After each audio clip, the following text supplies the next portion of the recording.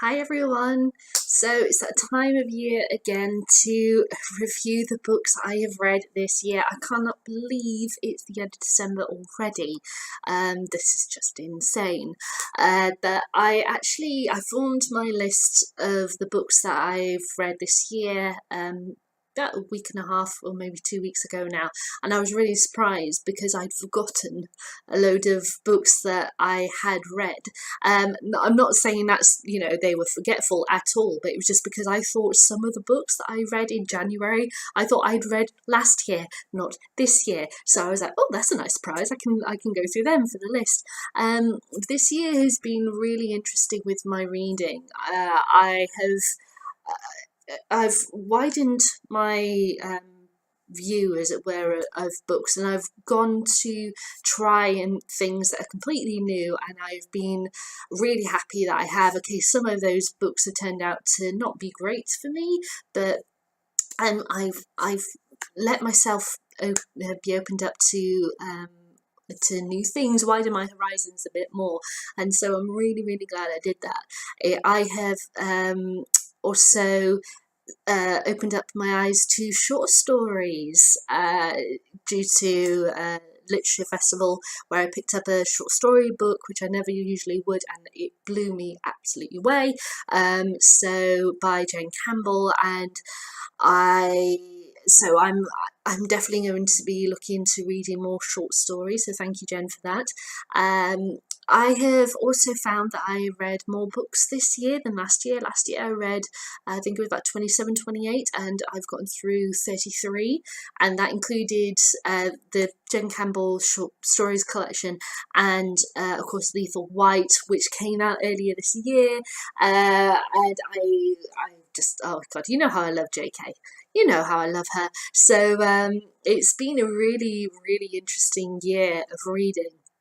But now it's time to go through the best and the worst of the year. And I'm going to do the worst first rather than the best. I know that sounds weird, but I'll explain why when I get to the best. So the worst, I found all of my worst and the ones that automatically, as soon as I started going through the list, came straight to my mind, were all fiction. I couldn't find a worst non-fiction out of what I had read. So yeah, so the following are all fiction books. And I see that. I don't see the fact that they're all fiction as a bad thing. It's just, out of all of the non-fiction books that I read, I was either really okay with them, or I was absolutely blown away by them. I didn't have a single one where I thought, oh God, this is bad. So yeah, so here we go with my list of the worst books that I've read this year. And I'm doing top 3 in all of these ones, okay? So in third place, it's a classic. It's Jane Austen's Mansfield Park. This is obviously the complete collection. Mansfield Park is wedged in there.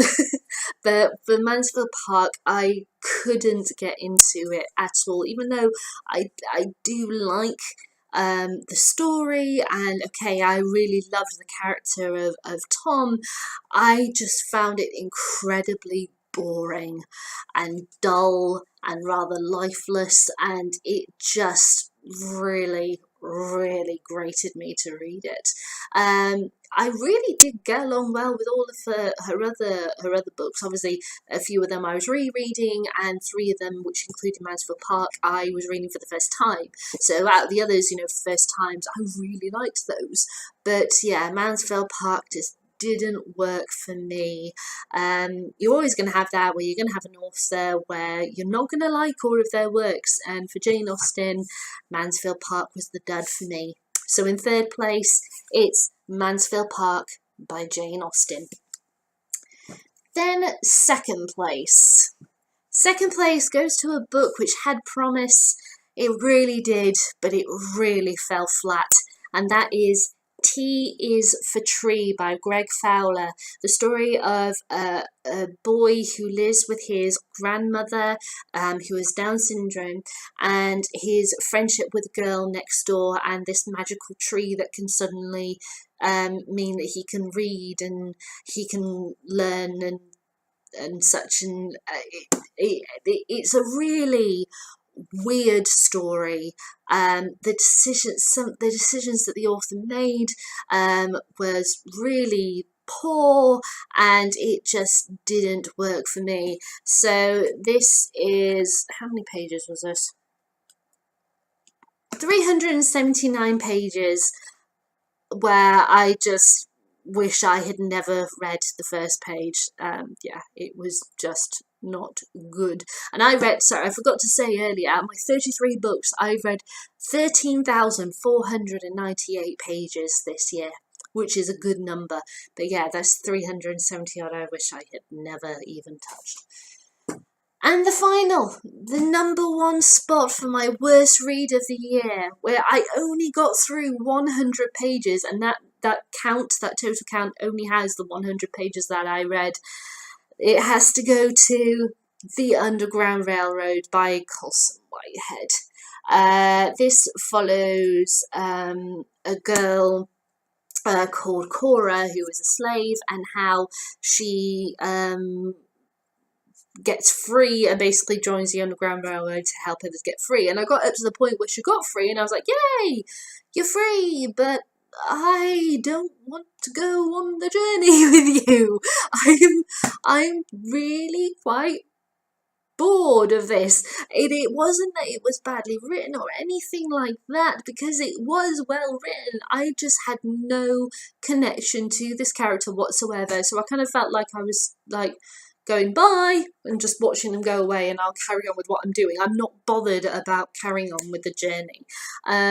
So yeah, it had nothing to do with the way it was written, the way it was constructed, because you get like the whole history of her family in very short period of time in the very beginning of the book.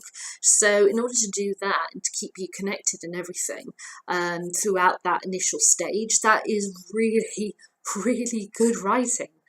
I just had no connection to the character whatsoever. So sorry, Colson, it was the first book of yours that I read, and I gave up after 100 pages. Sorry. So those are my 3 worst reads of the year: Mansfield Park, T is for Tree, and The Underground Railroad. So what about the best? Now, this is where I got myself into a little bit of trouble.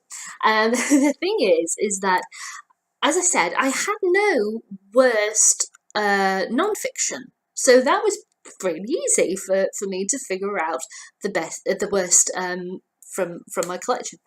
When it came to the best, I had so many non-fiction and fiction books, I couldn't combine them. So I've done 2 separate: the best fiction, the best non-fiction. But even in those best, I've had to have books that are making joint, third, second, and first place, because I cannot separate these books. It is that close. So you're going to see multiple books being held up for the different stages, the different places, as it were. So let's start with non-fiction. So in joint 3rd place, non-fiction, to begin with, is My Story by Marilyn Monroe. This is very short, as you can see. It's only like 185, 190 pages or something. But it's Marilyn Monroe telling the story of her life, and I found it absolutely fascinating, beautiful, sad, exhilarating. I wanted to give her a massive hug. I was blown away by her personality shining through, and it's filled with these absolute beautiful pictures from her career, candid photos, various photo shoots. And there was a line that she said, "Oh God, look at that! Isn't that gorgeous?"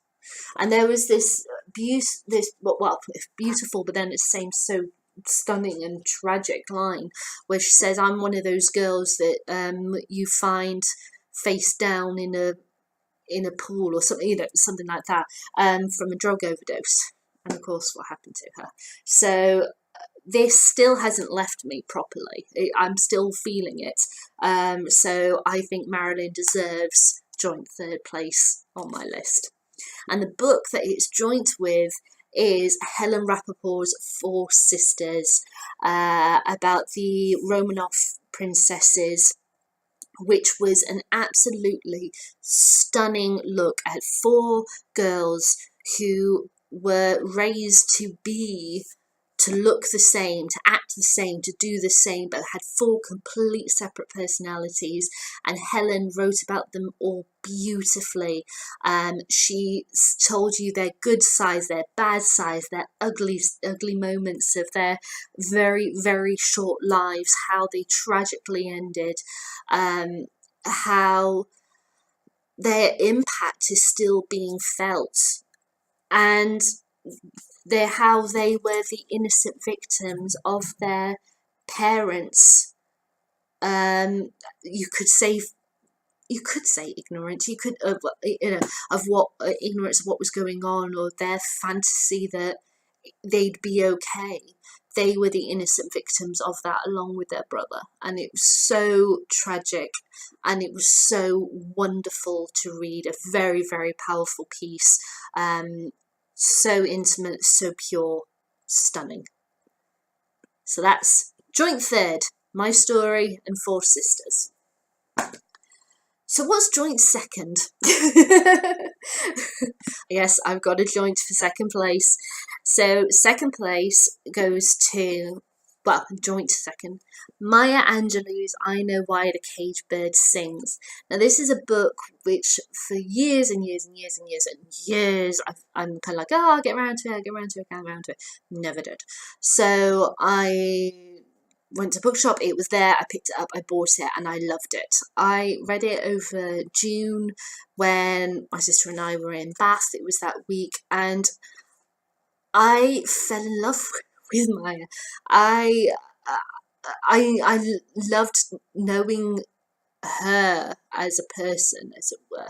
I know that may sound very strange, but it's just that I've always seen Maya Angelou as this figure, kind of like, I suppose you could say, like Oprah Winfrey or something. She's this name, this icon, her writing and everything, and her philosophy and the way she looked at the world, but I didn't know her as a person. And this, was a stunning book to introduce me to her. Obviously this is part of her autobiography series where there's 7 books. This is the first one, so I've still got a bit of her to get to know about. But what an introduction to her. It was astonishing to read. There was a radio play on BBC Radio 4 earlier on this year, but sadly I missed it, so I'm going to look that up on Audible and listen to that. But it was, my God, wonderful. Very moving. You laughed, you cried.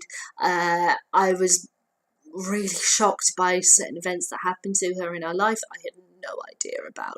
And the strength of this woman just shines through on the pages. What an extraordinary woman she was. So there's I Know Why the Caged Bird Sings, and a book that will live in my heart forever and ever and ever, and that is Take Courage, Anne Bronte and The Art of Life. Now you're probably wondering, why would I say that and this be second? Well, there's ones that stood out a bit more for me, but on a completely other level, and that's why this one is second rather than first. But being second, that's not a bad thing at all to me. This is a book that will not be leaving my bookshelf. This is a book where I will happily read over and over again. This is a book that introduced me to a feminine icon who I always knew was there, but I never even acknowledged her, and I am kicking myself for never having acknowledged her.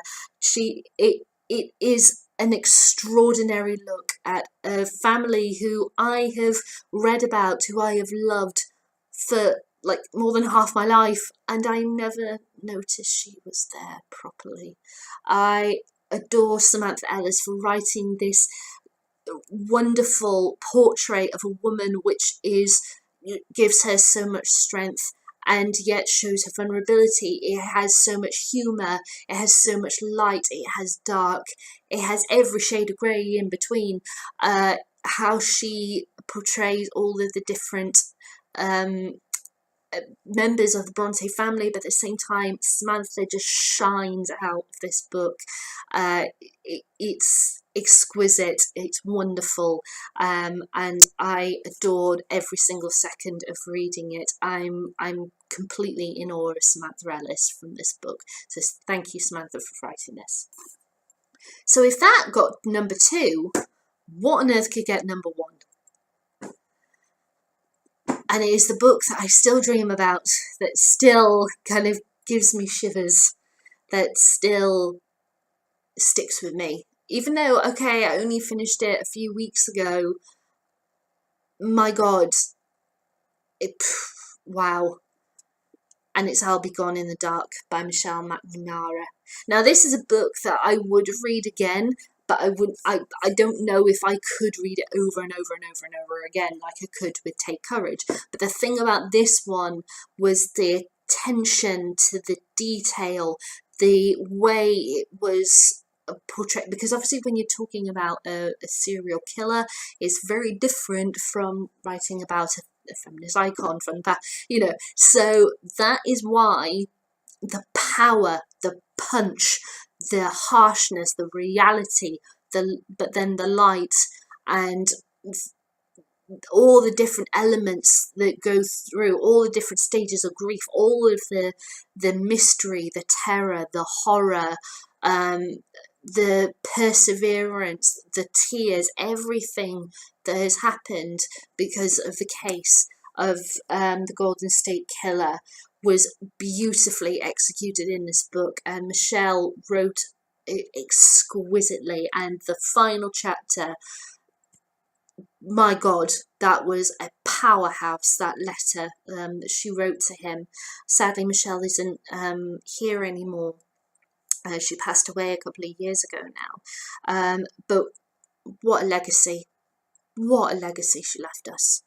So, my number 1 non-fiction book of the year is I'll Be Gone in the Dark by Michelle McNamara. Second place goes to I Know Why the Cage Bird Sings and Take Courage and Bronte in the Art of Life.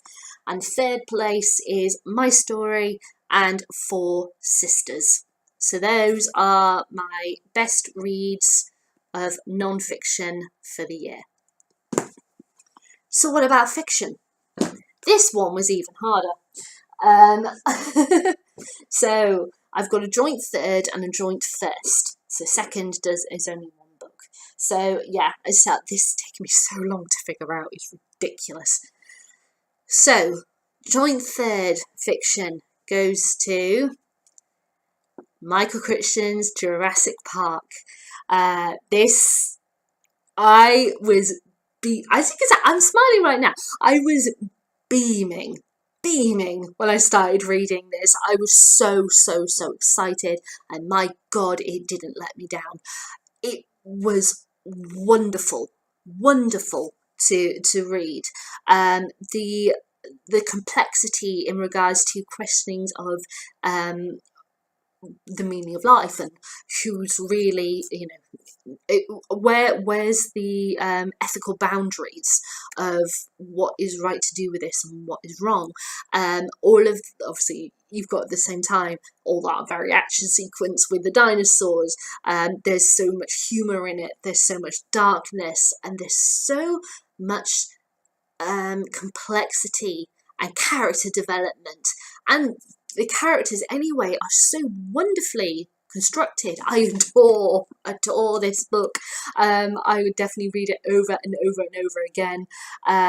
It's wonderful to read. I mean, as I said in my review, it's quite different from the film, but it hasn't caused me to look badly on the film at all. I just see them as two separate things. But my God, I would love this version to see this version. But I see it in my head when I read it. But I adored every single moment of this, and the various comeuppances that the characters have. I love it.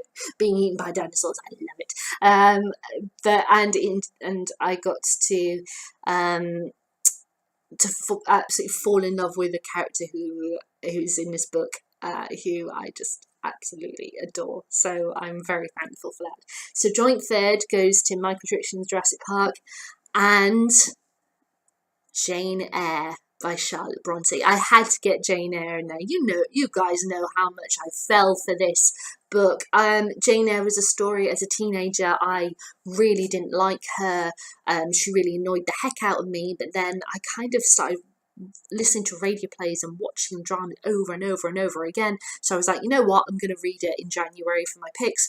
And my God, I was completely blown away. I was kicking myself for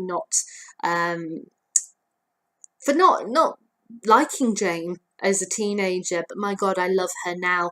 Her story and Mr. Rochester and all the twists and turns that they go to, I just adore. I completely fell in love with Rochester.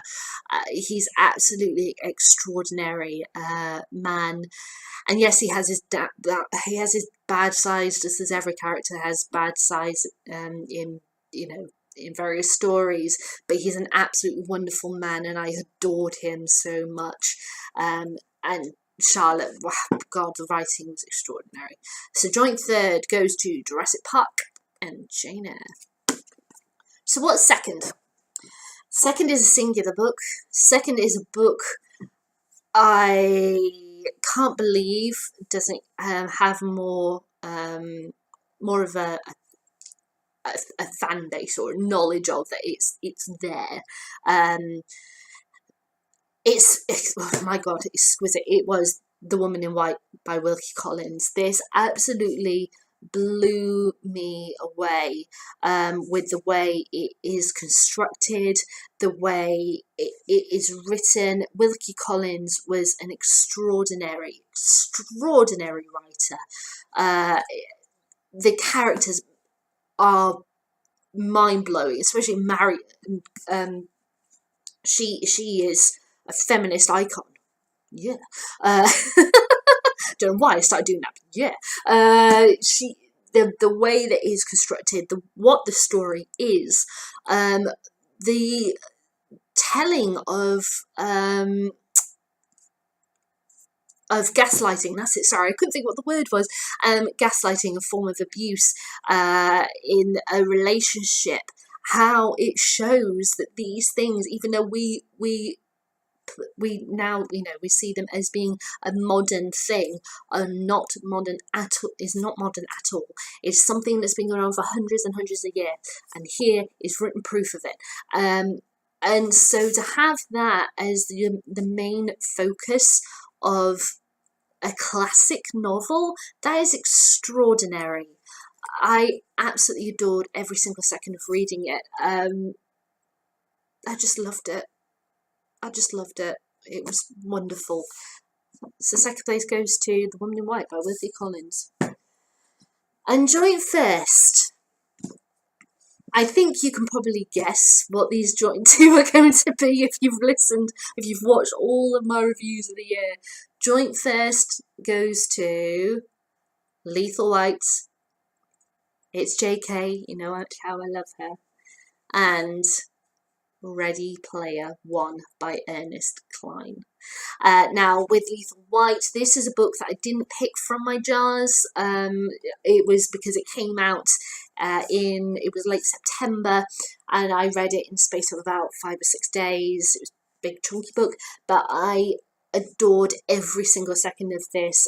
It was exquisite read, as it's, you know, constructed as a crime novel. It's very different from her other crime novels, but the story is absolutely wonderful. It blew me away. The character development with Robin and Cormoran was extraordinary. Yeah, I absolutely loved it. So I had to have it in my top reads.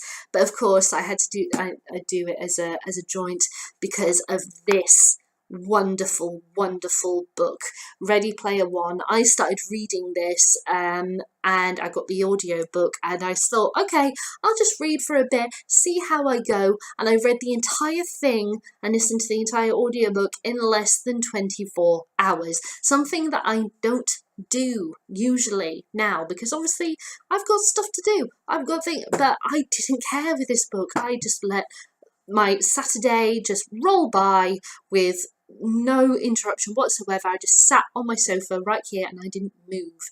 I read nearly all of it in one go, but then I had to go to bed because it was really late. I was so exhausted, but I only slept for about 4 or 5 hours, and then as soon as I woke up again, I grabbed my book, which I'd left on my bedside table, and I just read like crazy. So I absolutely adore this book. It's the way that it's constructed is wonderful. You completely feel on edge all the time because of, you know, the various games of what's going on and trying to find the clues to get through. There was a point where I was completely, I had the rug pulled out from under me because there was a character who I absolutely loved, who we saw die at one point. This is not a spoiler, by the way, because I'll explain why in a sec. And I was livid. I was so upset, and then I realised, hang on, they're in a game. Their avatar's dead, not them, which means they're still alive. I forgot that they were in game. I forgot that. So the fact that I forgot it, I think that says something about the way that it's been written. So I was very happy that it was still alive. But the twists, the turns, the story, it's so wonderfully put together. I would read this over and over and over and over again. And the audiobook of it, read by Wil Wheaton, is like my favourite audiobook of the year as well. So my number one spot goes to Ready Player One by Ernest Cline. So those are my fiction top spots. We've got Jurassic Park, Jane Eyre, The Woman in White, Lethal White, and Ready Player One. So that's it for my review of the year. Wow, cannot believe it. Hopefully next year I'll have I won't have so many joint places, but then I don't know. We'll just have to see what happens with my next year of reading. But there's going to be a little switch up with my next year of reading, and to find out what I mean by that, go to my next video and you'll see what I mean. To finish this off, really seriously, I really want to thank you so much for everyone who has watched one of my videos, who have subscribed to me, who have left me comments, who have left me suggestions, who have just given me some feedback, whether it's good or bad, about my videos. Thank you all so much. I really appreciate it. Obviously I just do this for fun, but it's really lovely to know that people really like my videos, who they really look forward to see what I'm going to be reading next, and really appreciate what I do. And also, people who've commented on like the videos with my sister as well. We get a lot of really lovely comments about us as well, and you guys really like when we're able to spend time together and get videos out. So next time we're together, we'll do as many videos as we possibly can. If you guys have got suggestions for videos, please feel free to send them in to me. Leave comments, whatever, just and we'll see what we can do for you. But yeah, to sign off for the review of the year, thank you so much. It means a lot. And I will be back shortly to announce what's going to be happening in the new year. Alright guys, bye.